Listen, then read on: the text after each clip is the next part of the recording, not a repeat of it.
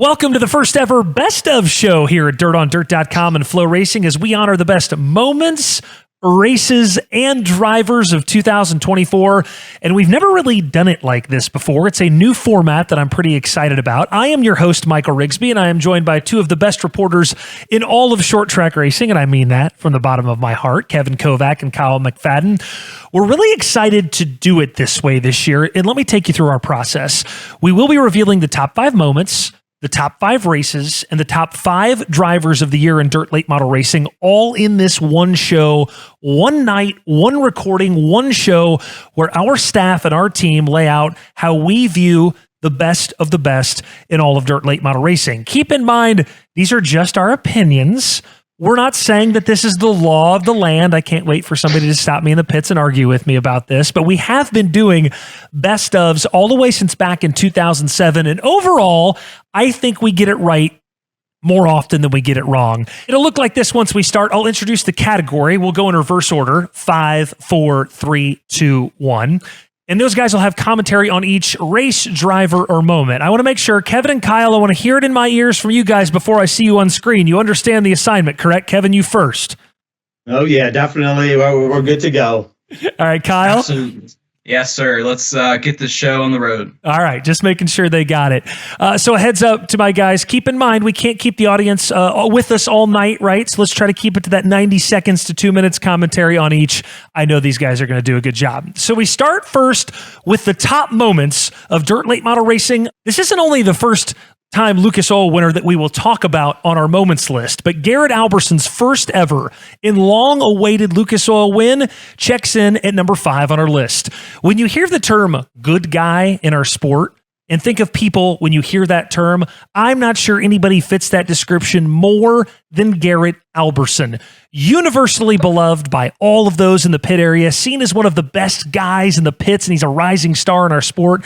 Alberson has been chasing that elusive, I should say, first Lucas Oil win for 3 years while running the tour full time, and he finally got it this year at Port Royal, and he got it in dramatic fashion. And what could probably have also been considered a race of the year candidate as well, so I should give it a nod there.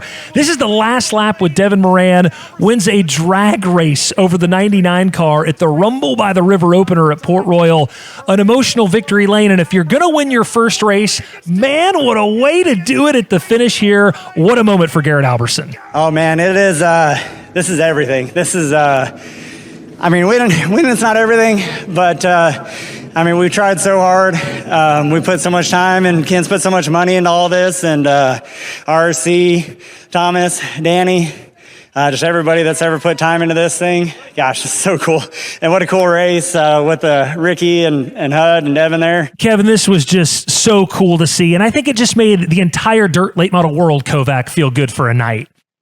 Yeah, well, when it takes so long to get through that first win, I mean, and he'd come so close, especially even back into this year, several times he had come close to wins, and then to finally break through, that makes it just a little bit better. And then to be such a good guy like Garrett is, like you mentioned, Garrett is just he's so friendly, he's so approachable.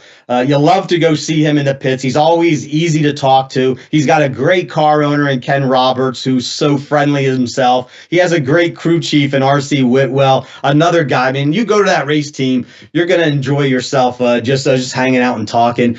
And to see them break through, I was there. Kyle was there. We were both there to see this, and he got up on the wheel. I mean, it would have been one thing to win a race for the first time, hey, you can't pass or something. He started on the pole, but he got up on the wheel. He wins it by like a nose over Devin Moran.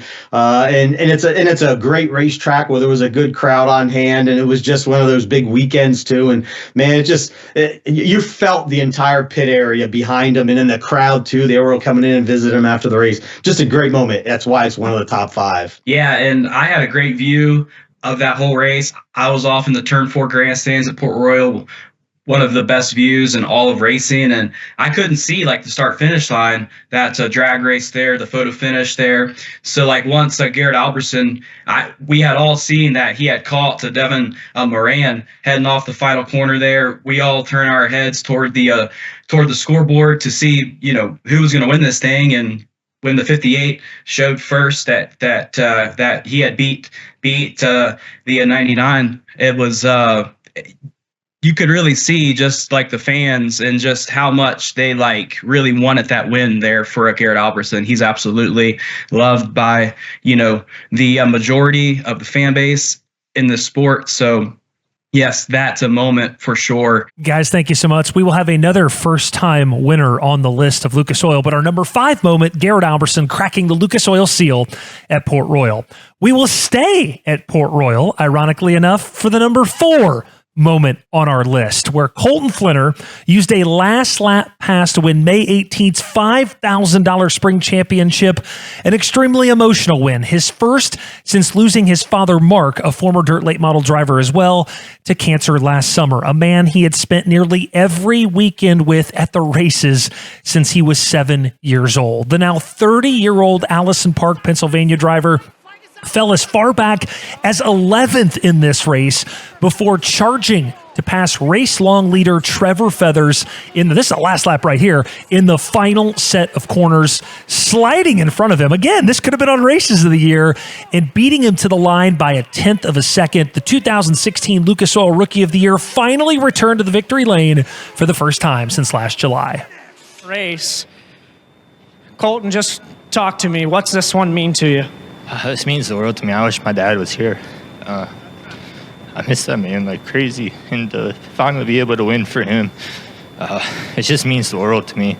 I've doubted myself this whole year. I didn't know if I'd be able to do this without him, and there's times I don't want to do this. I mean, as my dad's my best friend, and doing this without him is incredibly hard. An emotional moment and just one of the biggest wins of his career. Kyle, let's start with you. Again, we're back at Port Royal. For so many reasons, that night was so big for Colton, and that's why it's on our list. Absolutely. I did a story last year actually on when Colton's dad was going through that rough time battling cancer there, and just how much he paved the way for Colton Flinner's racing career, his son's racing career. So we all know the sport, each a driver, it's kind of passed on from generation, right, to a generation. And so Colton Flinner's dad, he absolutely meant everything to Colton. And so I know that in the Pennsylvania area that his loss was absolutely felt, but that win was very much a healing moment there for Colton Flinner. So it just had to be on the top 5 list. And so when we were kind of going through all of these moments to rank this year and to, pick out the five moments, it was, I think we all kind of came to a clear sense that this moment here for a Colton Flinner should absolutely be here. Yeah, you go back. I can remember back in 2016 when Colton was running for the Rookie of the Year with the Lucas Oil Series. I mean, it was just him and his dad. That was it. It was those two, both basically for that entire year. They're on the road. They're in their truck. They're going down that highway together. And I mean, talk about bonding. I mean, they've been together for their whole time that Colton's raced since he was a kid. But then they take it to another level to go with the Lucas Oil Series, just to make it to that end of the year. I know I remember speaking with them at the Dirt Track World Championship, how proud they were just to complete that entire schedule. And then Colton, I think he had doubted himself a lot. He's a kid. He's a kid that will he lets his emotions come out. He'll tell you how he's feeling, how he's thinking, and over the years he's talked about how, man, I'm not sure if I'm, I've got people that say I can't do it, and then when he wins, it's really a big thing. And then to do it like this, to get a win after his father's passing, and you could see the emotion in him. I mean, it was coming out. There was no holding it back, and that was one heck of a night for him, for Colton Flinner. We will roll on with our list, but number 4 on our moments of 2024, Colton Flinner grabbing an emotional and unforgettable win at Port Royal.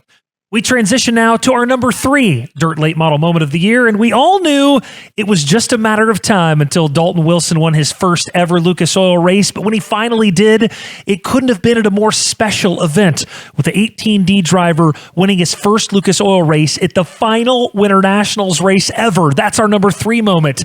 The Big Perm led the final 35 laps at East Bay, so while the race itself wasn't exactly a barn burner like the first 2 on this list, there's not a person in the pits or in the grandstands who doesn't that love Dalton, respect and appreciate Ratliff Motorsports, and especially Jeff Gullett, who would pass away later in the year in 2024. The outpouring of support to Dalton was evident that this one just meant more not only to him as he captured his first ever Lucas Oil win, but to all of his competitors too. Throw in the fact that this was the last Winter Nationals race ever, but it also proved to be the last super late model race ever at East Bay with the October rainout. Dalton winning felt good for everyone.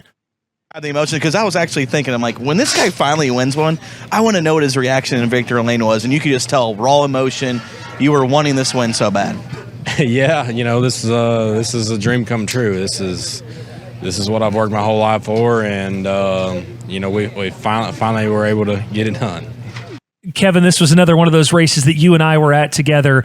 You could feel it in the air in Tampa that night. Not just the last Winter Nationals race, but Dalton getting this first win. It was a really special night in Florida. Yeah, it really put a good cap on the memorable cap on the Winter Nationals at East Bay. I see that video and I see him hugging Jeff Gullett in victory lane. That was his crew chief. I talked to Gullett after that race in the hauler right alongside Dalton. And Gullett just spoke about how dedicated Dalton is to racing, how hard he works, how he had become like a son to him, and then he felt the emotion that Dalton did to win that race, and also as I was standing there talking to Dalton, he was overcome a little bit, trying hard to find the words because he still had all these drivers coming up to him. I remember Tim McCready walking into the hauler, congratulating him. Ross Robinson, a guy that was in his rookie class too at the Lucas Oil Series, he came in, and Ross, of course, he was tearing up about Dalton winning the race and breaking through. So, I mean, it was just an all-around moment, and Dalton can always say that he was the last winner at the Winter Nationals, not only a first-time win with the Lucas Oil Series.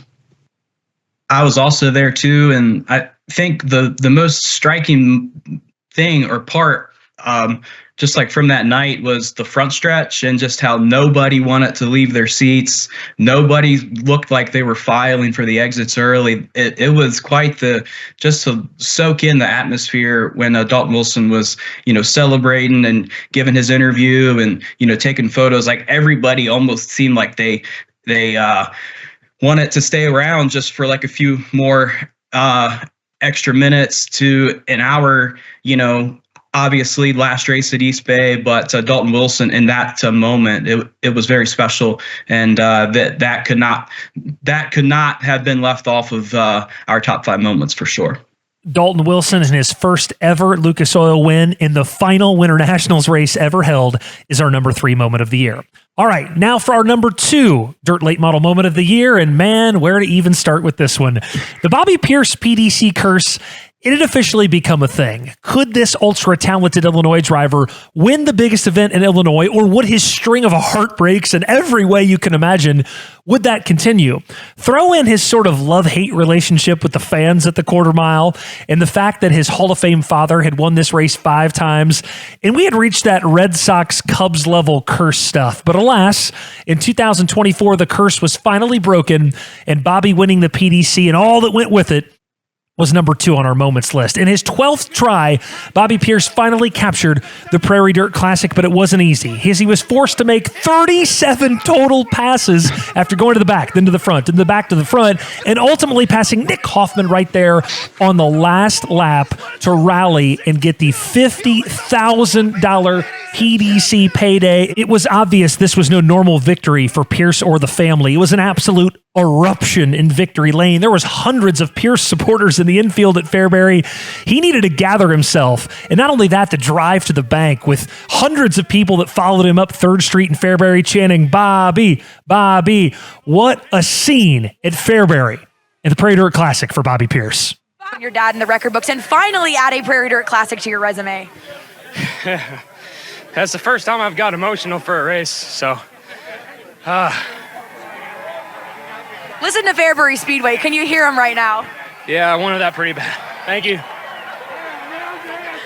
What does this do for you, your self-confidence? I mean, it's been an up and down year for you and this team, and to have a run like that. Yeah, it means everything. I don't know how that happened. Somebody above was helping us out there, I guess. Kovac, there's really no other way to say it. That was simply incredible, wasn't it?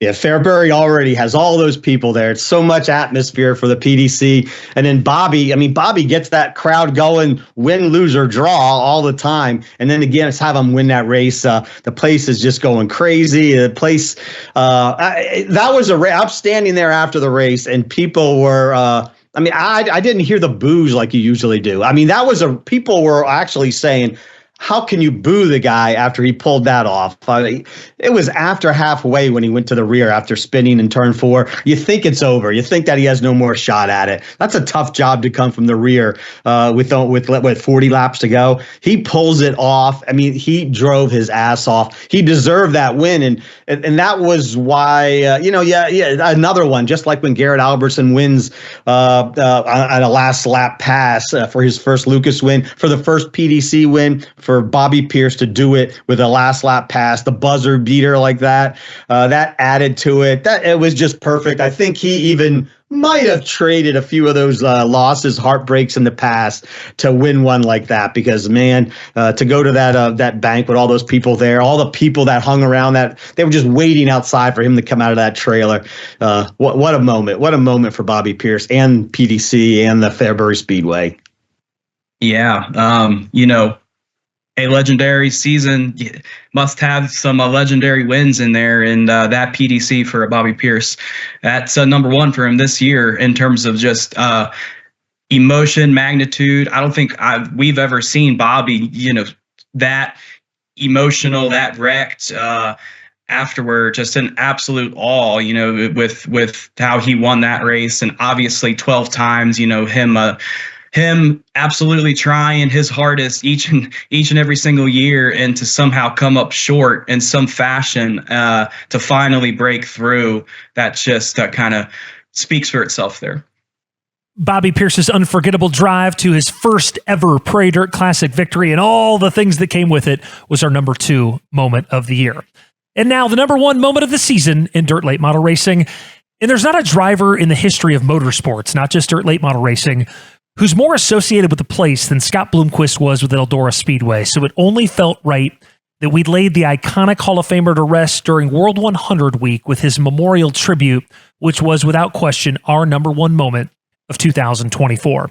It's hard to describe unless you were there, but nearly 8,000 people turned out en masse to pay their respects to a man who not only meant so much to dirt late model racing, but whose star-crossed career at Eldora captivated the hearts and minds of our sport for over 3 decades. Kevin, I'm actually going to start with you on this one. I don't really know what else to say about Scott's memorial service at Eldora, unlike other than I've never seen anything like it in my nearly 20 plus years in the sport. And I think you'd agree it's why it's number 1 on our list. It was unbelievable. And right there, you see that video of the packed grandstand at Eldora for a memorial service, 12 o'clock that started on that day. And that shows you Scott Bloomquist's impact on dirt late model racing, dirt racing in general. Racing in general, because man, his face was on the front page of the website of CNN.com and FoxNews.com and on TMZ. I mean, he was such a figure of racing, such a legendary figure. And then he packs the grandstand one final time at Eldora. I mean, there was nothing that could have been more appropriate, a more appropriate memorial service than to do that at Eldora. I mean, if they would have done that in a regular, funeral home or anything, and had people obviously would have been wrapped around the block waiting to go to get in to pay their respects to him. But this was a great way to say goodbye to Scott. That racing will never be the same without him. And he did something that no one else has ever done, and that is fill the grandstand for a memorial service for him. That's how big important he was. Yeah, I was there too, and I've never walked into a racetrack before with like such a deep sadness until that day and that moment, and it just really spoke to just seeing all the people there, and that was a moment that obviously sad and heartbreaking, but to just see the impact that Scott Bloomquist has left on the sport, and up top, looking over the grandstands there and just seeing the droves of people, and I mean droves there, to show up and, pay one last respect there to Scott was absolutely special and deserves absolutely hands down our number one moment. Scott Bloomquist and his memorial service at Eldora Speedway that our racing world will never forget is our number one moment of 2024. Let's shift gears now to races as we rank our top 5 dirt late model races of the season. And we had a whole host of amazing events and races this year. But in the end, only 5 of them were ultimately worthy of being ranked as our best. Let's take a look at that list now. Checking in first at number 5. Here comes Uncle T. He's looking to the inside. It'll be a slide job. Can he clear it? He will have your lead. New leader, Tyler Erb. Winger takes it back, though, down in turn 1 and 2. Here comes Uncle T once again in the one car. Woo! Nelly, they on the gas. Winger slides up. Erb goes under, crosses him over. Kicking off this list is Why Not's Fall Classic at the House of Hook. This year's 30th annual edition featured 7 lead changes among 4 different drivers, including 5 swaps over the final 23 laps with good buddies Tyler Erb and Ashton Winger, as you saw, trading sliders in the closing stages. Turbo led 3 times for 21 laps, including the last 4, to collect the $20,000 payday, while Winger led 3 for 30 laps before ripping his left front nose piece off on an infield tire, and he inevitably finished about a second back. But this race had a little bit of everything, capped by a back and forth slider fest from 2 of the best in the business. Kevin, what are your takeaways from, look at that again right there, what are your takeaways from another awesome fall classic at Why Not?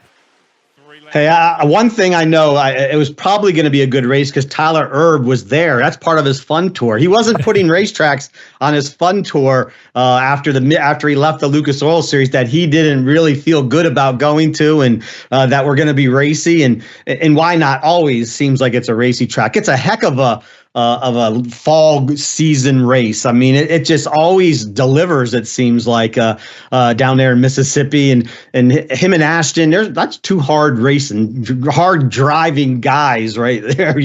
They're not going to give an inch. And there's, Tyler on the top, there's Ashton on the bottom. They're swapping the spots for the lead. Just an entertaining race.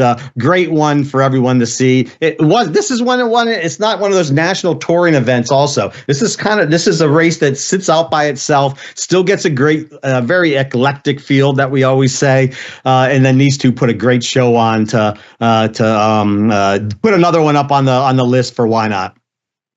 Yeah, as every race fan knows, or a diehard dirt track fan knows, when you have a top and a cushion and a bottom groove and a wide racing surface to throw sliders on, you're going to have a good show. And Ashton Winger and Tyler Erb going at it for the win. Absolutely all the ingredients that you look for a race of the year candidate. The Fall Classic had that. I went last year to the Fall Classic, and I would have to say that if there was a perfect dirt late model track layout, it would be Why Not. I love that place. It puts on great racing, and I'm not surprised to see it on our list here. That was Why Not's Fall Classic, coming in at number 5 on our Races of the Year list. All right, let's pivot now to our number 4 Race of the Year. Here comes Thornton on the bottom. 4 laps to go. O'Neill, Thornton, Davenport, Moran, McCready in the 1. Here comes Davenport. He's going to throw it in. Slides up the track. He leaves Thornton plenty of room. 3 to go. 3 to go. Next time around, it's not over yet. Hey, Eagle, there better not be a 20-year wait. Again, how many want to see the Lucas Oil Series back in 2025? Let's hear it. I thought so. The Lucas Oil Late Model Dirt Series made its debut at Nebraska's Eagle Raceway, and it did not disappoint. As you saw, it comes in number 4 on our list. After a back-and-forth battle between Hudson O'Neill and Ricky Thornton Jr., the current and former drivers for Todd and Vicky Burns, Huddy prevailed for the $10,000 victory after overcoming an onslaught of pressure in the closing laps. Now, the box score is only going to show 3 lead changes, but this race just had nonstop action in it, including some noticeable tension between those SSI Motorsports former and current drivers. It was just an exciting battle between 2 of the sport's best, and I'll never forget Hudson not exactly exactly received warmly in victory lane that night, which I don't think is fair at all, by the way. Kyle, what do you remember most about this night, this race in Eagle? It had a lot of dramatic ingredients that put it on our list.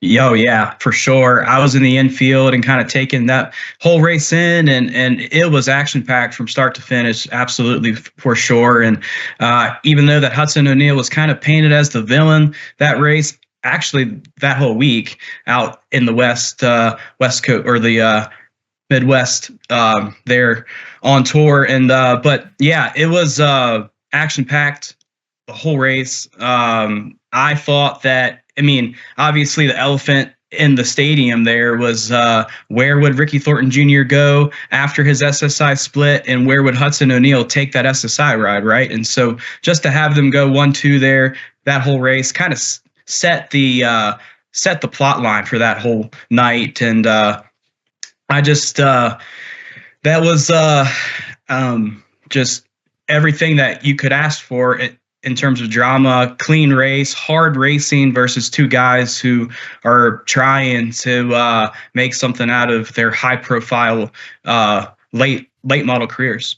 That race, one of the big things about it was just that battle between those two guys. If that wouldn't have happened, it would have been two other guys. It would have been Jonathan Davenport and Tim McCready. It might not have been, as memorable a race, but it stepped up on the scale because it was right a week after, just barely a week after Ricky Thornton leaves the SSI car. Hudson O'Neal replaces him, and then Ricky gets in a new car with Kohler Motorsports. Here they are battling for the lead on a new racetrack too. Eagle Raceway wasn't a place that was known to these to the Lucas Oil Series. It's a new stop for the series in Nebraska. So for them to go right out of the box like that and just go after it, that was crazy. The way that Hudson was a little bit perplexed in victory lane when people were booing him.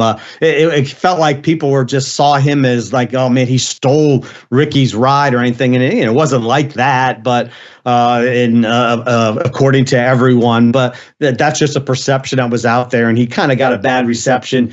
But he did win that race, and he held off Ricky to get it. And one other note here, though, next year $50,000 to win at Eagle Raceway for the Lucas Oil Series in May. So after seeing this one this year, how about $50,000 when that was on the line at that place? What a good racy racetrack. We will see if it makes the list in 2025. The Lucas Oil Series debut at Eagle comes in at number 4 on our list in 2024. Moving on now to the number 3 race of the year. Pierce has one more opportunity, but man, Nick Hoffman, oh so strong. Quick time, won the heat. Oh, he moves up the racetrack. Pierce to the inside of the final lap at the line. Off the front straightaway, Bobby Pierce. Oh, no. Hoffman. It's Hoffman, 0.072. Now that is what I call a finish. The first of 2 stops in the land of Lincoln. April's Illini 100 Friday opener. Wow, what a finish. Makes our list at number 3. Now, Nick Hoffman led all but the opening lap there till the end and survived a last corner stumble, one that allowed Bobby Pierce to draw alongside. See here, they're coming to the final lap right here. And it really looks like Nick Hoffman has this race absolutely in control, and there's really no danger of anything happening until this moment right here where Hoffman... Oh, no, wait a minute. I got it wrong. This is coming to the last lap. There we go. It was 2 to go. See, that's what I said. It really looked like Nick had this race under control. My bad. Now we're coming to the last lap. Nick Hoffman throws it into turns 3 and 4, and it looks like things are under control, but Bobby, like only he can, slides it in there. Hoffman off the track. Unbelievable. Hoffman gets it barely at the line. Kyle, I'll start with you. That was early in the season. It held Race of the Year top 5 status all the way from April. That was an incredible finish at the Illini 100 preliminary. Yeah, I was there for that. And actually, Nick Hoffman had like so much control and pace in that race that I had made my way down to a victory lane, or had to set my eyes off of the racetrack and made my way toward the infield, or more toward the front stretch there. And I saw those two guys Pierce and Hoffman coming to the finish there, and it's just complete chaos and confusion in victory lane. Bobby Pierce thought he won the race. Obviously, he didn't, but it was just chaos and confusion and just a complete uproar there in victory lane. And so it was it all happened so fast that last lap, but added to our moments here of top 5 races. Yeah, I think we got to be fortunate. Nick Hoffman's probably fortunate that the transponder loop went off the racetrack too, down the hill there, into the moat and between the grandstand and the racing surface, because he was how many times do you see a guy win a race off the racing surface? You can't do it at a lot of racetracks because most of them have walls on the home stretch, but Farmer City doesn't. And he's way off the track. He's over the lip. Bobby Pierce probably couldn't even barely see him. He was so far away from Bobby. Bobby's already trying to wrangle his car back together, back on, not crash himself going across the line. And there's in Farmer City is kind of strange too with the start finish line. The starters on the inside of the racetrack there with the starter stand. So definitely a weird kind of situation for the end of a race. But those two guys, they just held on. I mean, I remember seeing one picture of somebody had gotten off of turn 4 when Bobby's right rear is like almost into the window of Hoffman's car, and as their car charging down to the checkered flag, definitely memorable, definitely a big race, big win for Nick Hoffman. It's his best season ever, second season with the World of Outlaws, and he wins 5 times and finishes 3rd in the point standings. This was a kind of a show, a little display of what was in store for the rest of the year for Nick. The World of Outlaws Illini 100 opener at Farmer City all the way back in April ranks number 3 on this year's list. We move ahead now to the number 2 race of the year at Dirt on Dirt and FloRacing. Pierce gets that momentum back on the high side, and Pierce rockets back out front down the back straightaway. The 54th running of the World 100. McDowell not far behind as they head down the back straightaway for the final time. Pierce with lap traffic in front of him. McDowell, a hard charge through turns 3 and 4. It's not going to matter. Bobby Pierce wins the World 100.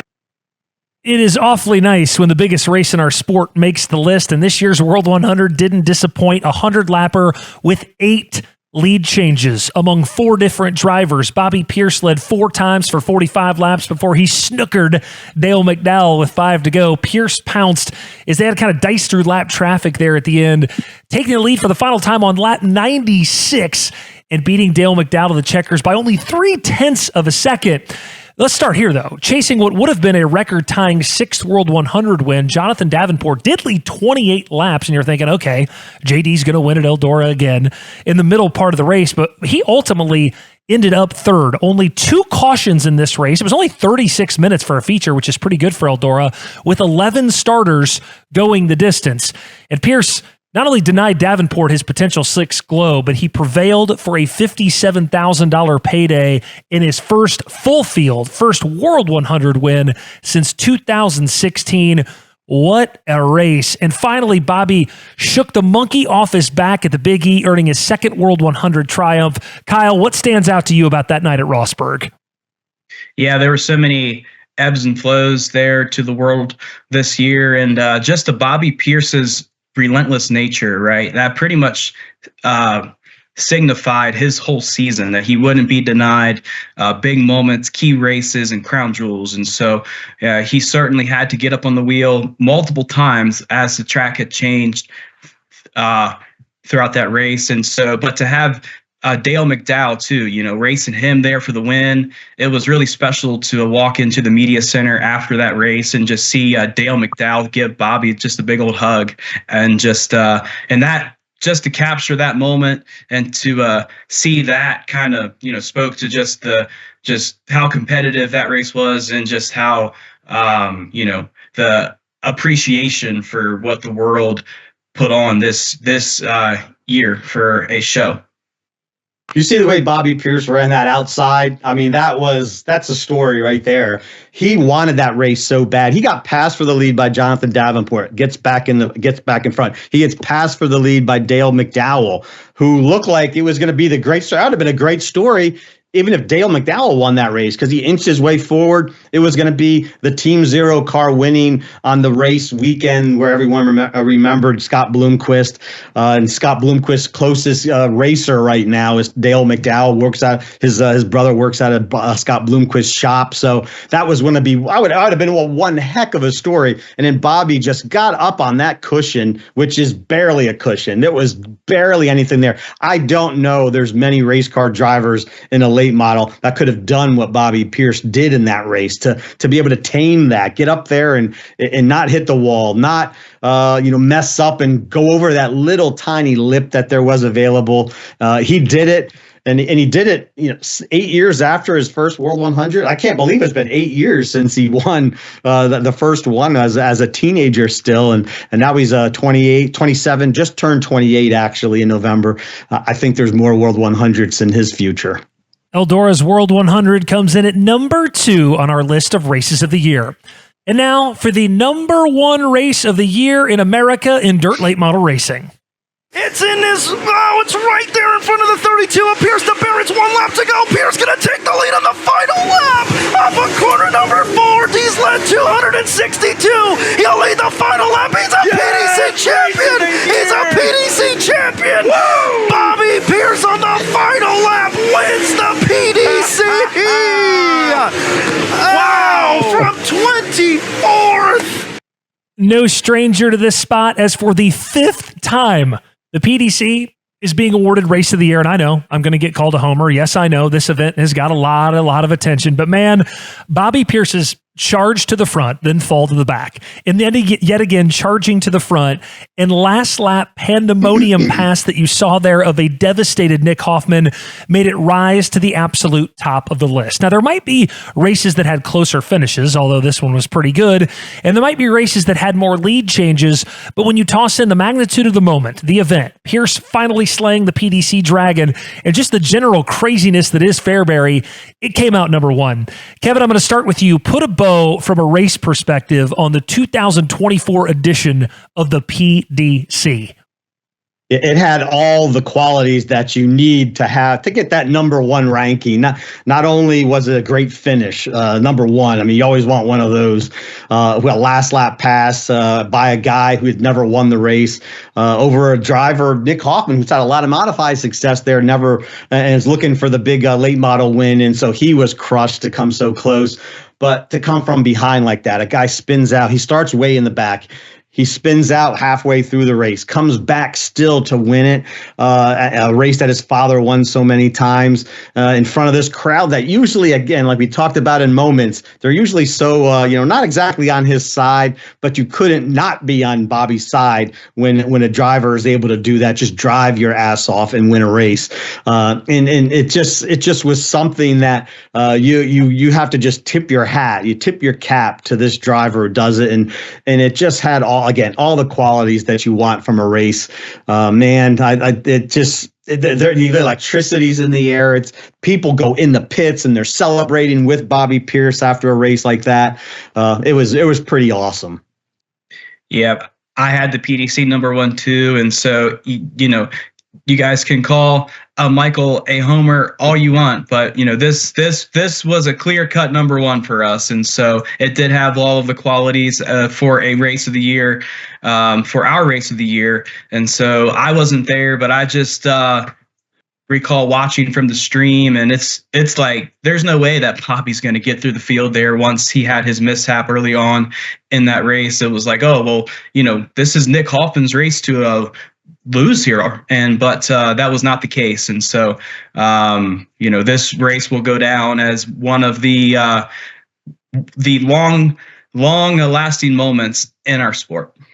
PDC, once again, the king of the hill, is the number 1 dirt late model race of the year. With races and moments behind us, we turn to what I like to classify as the biggest category of the entire night. This is the best picture of the Oscars, if you will. It's time for Drivers of the Year, the top 5 dirt late model drivers of 2024. And we start off at number 5 with a guy who's making his first ever appearance in our rankings, and I know he will be happy to be here. It's Turbo Tyler Erb. His Uncle T may have turned in the best season of his career. 19 wins and 117 starts. How about that? 46 top 5 finishes. His first ever Summer Nationals championship. Victorious at 18 dirt tracks in 8 states. A $30,000 National 100 victory. By the way, his first ever 100-lapper. And wins Lucas Oil race at East Bay, but slowly departs the tour after that. Which brings me to my next point.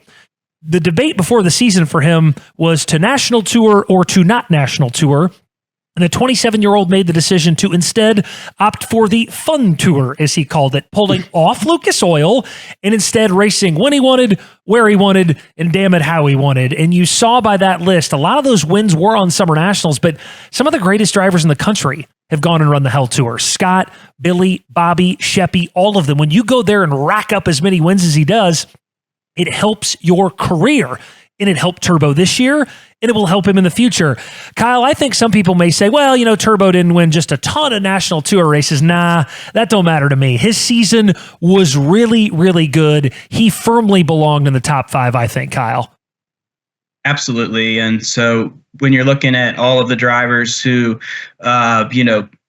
all of the resumes from all of the drivers in the country, it's like 19 wins there for Turbo.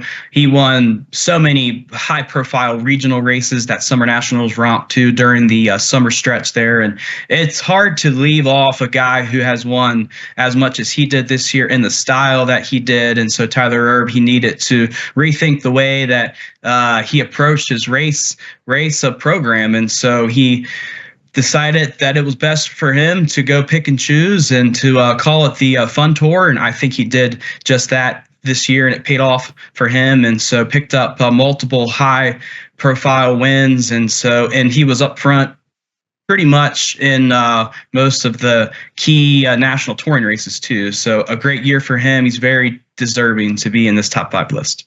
Yeah, I don't think you take away from him leaving a national tour.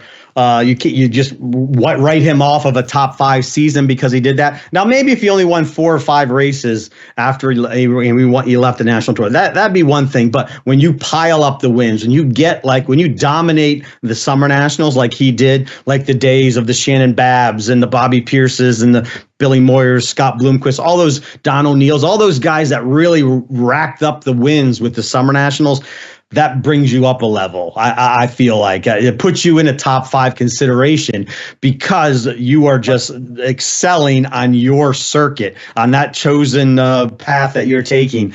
Again, and he also got some good wins at the end of the year. I mean, that National 100 one was pretty cool for him. This was his first 100-lap win. Add that to the end on a cherry on top of his season, sort of. He never won a century grind race, so he gets that, and that added that little bit more. I just didn't see another guy that could have been a top 5 guy. Like you say, he didn't win all the national tour races. Well, Hudson O'Neal, Brandon Shepard, Tim McCready, Ryan Gusson, those other guys that were maybe right on the edge that you're kind of in consideration with, they didn't excel enough, I feel, and our panel here felt to knock Tyler Erb out of that number 5 spot, which he deserves. Great season for Tyler Erb.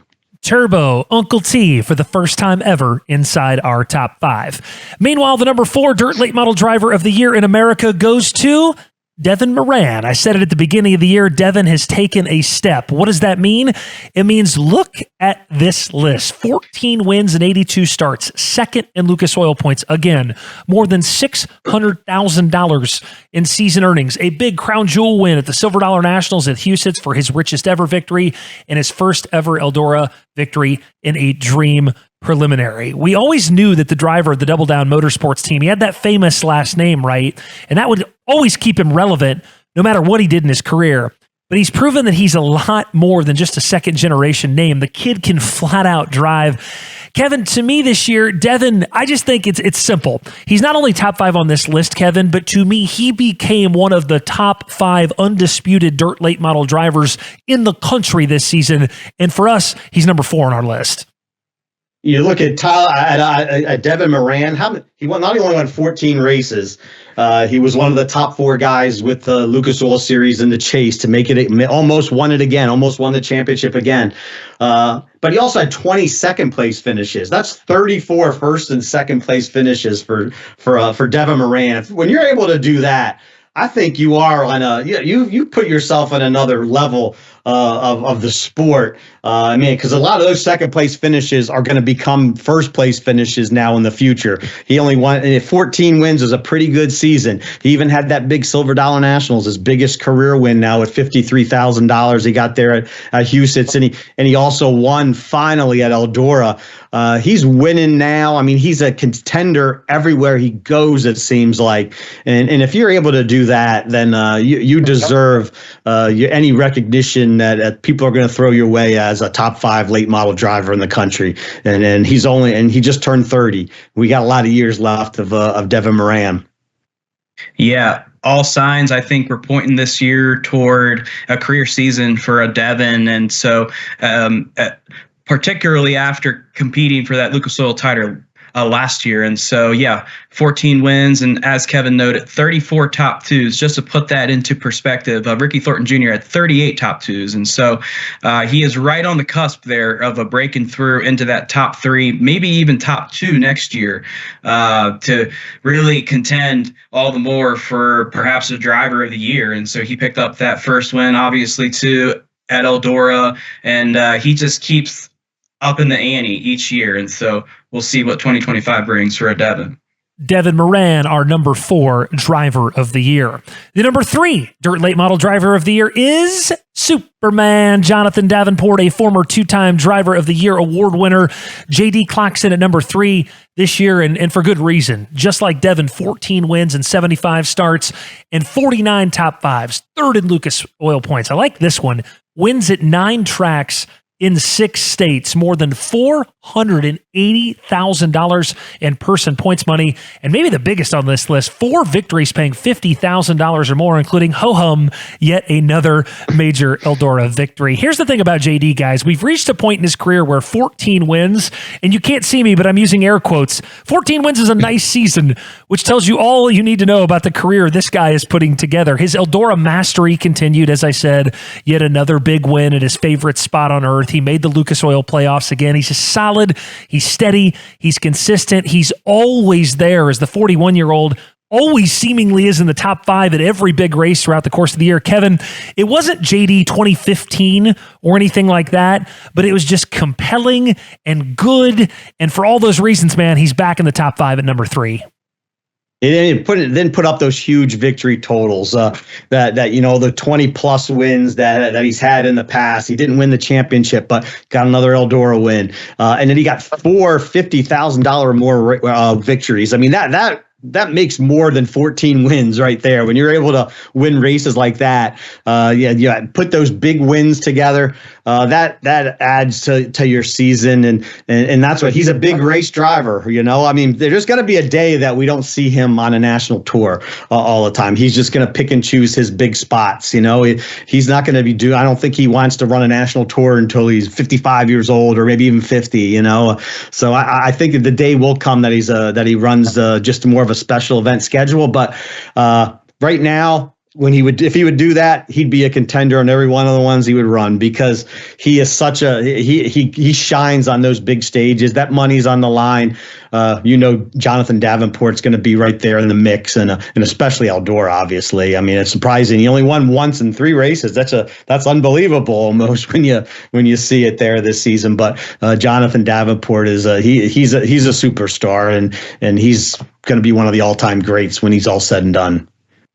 Yeah, I mean, we could probably say that this was an average year for JD, and he still ends up at number 3. That speaks to just how great he is and the legacy that he's left on the sport. And so, 14 wins and that dream victory, and he's always in the top 10, and it seems like wherever he goes. And so, just a quintessential solid year there for JD, and he ends up at number 3. He's now finished inside our top 5 10 times in his career. Very impressive. JD, your number 3 driver of the year. All right, next up, it's time for our number 2 Dirt Late Model Driver of the Year, and he finishes one spot worse than he did a year ago, and it was still a hell of a season. Your 2024 Lucas Oil champion, Ricky Thornton Jr., number 2, 25 wins and 94 starts, 59 top 5s. As we said, a dual championship, not only Lucas Oil, but Castrol FloRacing Night in America. Overall earnings more than $850,000 with the richest victory at Lernerville's Firecracker 100. And how about this? 129 total feature starts in late models, modifieds, midgets, stock cars, micro sprints, sprint cars. I think there might have been some more stuff too, but we didn't have room for it on the list. All of this despite the fact that he made a ride change in the middle of the season.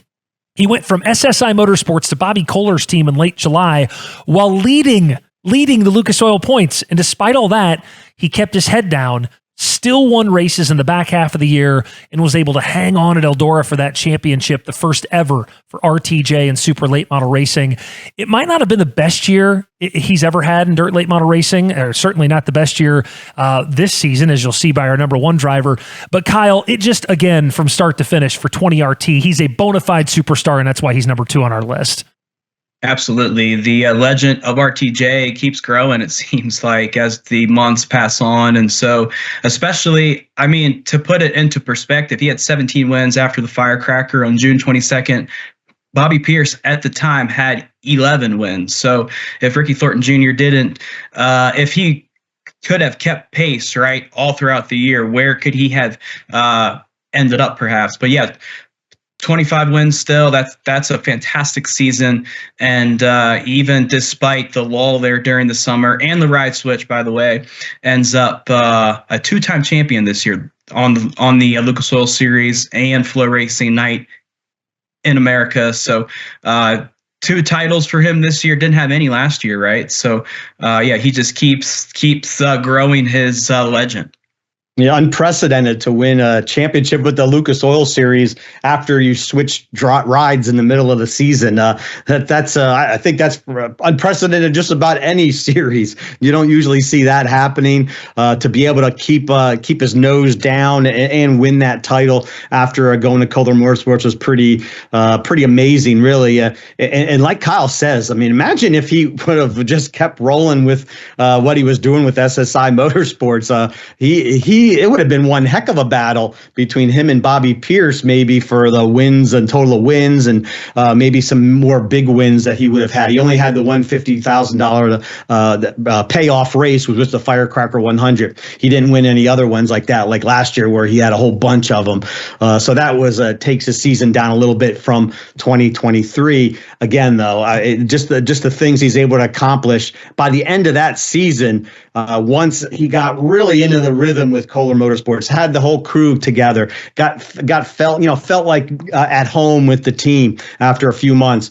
He ended it with I think 4 of his last 8 races, or 5 of his last 8 races. He was got a win, excluding the World Finals. So at Charlotte. So I think that Ricky Thornton got to the point now where he's going to be back at that SSI level when the 2025 season starts. Also swept that weekend finale in the Castrol FloRacing Night in America to clinch that championship over Bobby Pierce. 20RT, our number 2 driver of the year. And the number 1 driver of the year in all of Dirt Late Model Racing, and it was no debate, it was number 1 with a bullet. Bobby Pierce isn't only our number 1 driver, but turned in one of the greatest Dirt Late Model seasons in the history of the sport. Look at these eye-popping numbers. 38 wins. 74 top 5s, 8 wins paying 50. Let me read that again. 8 wins paying 50,000 or more. An XR champion, second in points on both World of Outlaw and Castrol, and if not for the tire situation at the beginning of the year, probably wins the World of Outlaw championship. $842,000 in winner purse money. Wins in first trip to a racetrack 10 times and becomes a 2-time World 100 winner. The 27-year-old Oakwood, Illinois native, who some might say should have won this award last year, made it so this year there was no doubt. Dominant early, dominant in the middle, dominant late. From start to finish, the second-generation driver was a tour de force. He not only had an amazing 24, guys, but to me cemented himself as perhaps, I really mean this, already one of the greatest dirt late model drivers of all times, and he's not 30 yet. We talked about how good this year was, and oh yeah, by the way, he won Knoxville, which you're seeing right here. Look at how this season stacked up against some of the great seasons of all time. Everybody talks about Davenport 15. He had 23 wins. Everybody talks about Shepard 19. He had 25. Davenport in 22 had 27. Bobby Pierce had 38 victories this year, 11 more than his next closest competitor on this list. Now, JD did win $2 million that year of 2022, but one of the races paid $1 million. Bobby won $1.4 million this year, 8 50,000 or richer wins, including the world in the dirt track. I wanted people to get their eyes on this to see, and thanks Todd Turner for this graphic, how staggeringly good this season was. And Kane, I think we've got another graphic too. This is a sheet of multiple 50,000 win plus single season victories, 3 or more with the year and the number of races in parentheses. JD did it in 2022 when he won 9. Bobby did 8 this year. Of course, Brandon Overton had that amazing year in 21 where he won 5. But this puts Bobby right at the top of that list of all-time things. By any measure, guys, BP 32 was a dominant number 1. Kevin, this was not hard to pick our driver of the year. No, it's like every time you turned around, Bobby Pierce was winning a race, and he's at the point where he'd pull in the pits, and people are like, "Oh, here we go." I mean, there's the guy to beat. He is so good, and it didn't matter if he'd never even seen the racetrack before. You saw by that graphic, 10 times this year he won at a racetrack that he'd never even been to. That's Scott Bloomquist level, debuts at a racetrack, and then he $50,000 to win races. He ran in 11 of them. He had 8 wins, 2 seconds, and a third. So that's being in the money all the time. $1.4 million with all the point funds, and that's not including. I mean, that's not even including a World of Outlaws championship, which he didn't win this year because of that. He wasn't quite able to come back from that 144 point tire infraction penalty he got back at in February at Volusia. Still, it's you know that he was the top driver on the World of Outlaws with all the wins. Just a couple maybe missteps there when he looked like he was coming back in the points, cost him the championship a second year in a row. Man, 38 wins. I mean, he still, as we do this, he still has a chance to even add to that by running at the Gateway Dirt Nationals. So a race that he's won before. Just an incredible performance all season long by Bobby Pierce, and just to say it, like every time I saw him, it just seemed like there was a confidence in him that it had reached a new stratosphere compared to the past. He is so in tune with what's going on. Such a great driver, such a great guy, knowing how to win races now. It's incredible. I remember at the start of the year, back at the Wild West, the shootout at Vado, Bobby, he made a comment that he was looking for 50 wins this year. And even though that was kind of made in jest, there was also some seriousness too behind that. And so, I mean, he had a shot to win 50 races this year.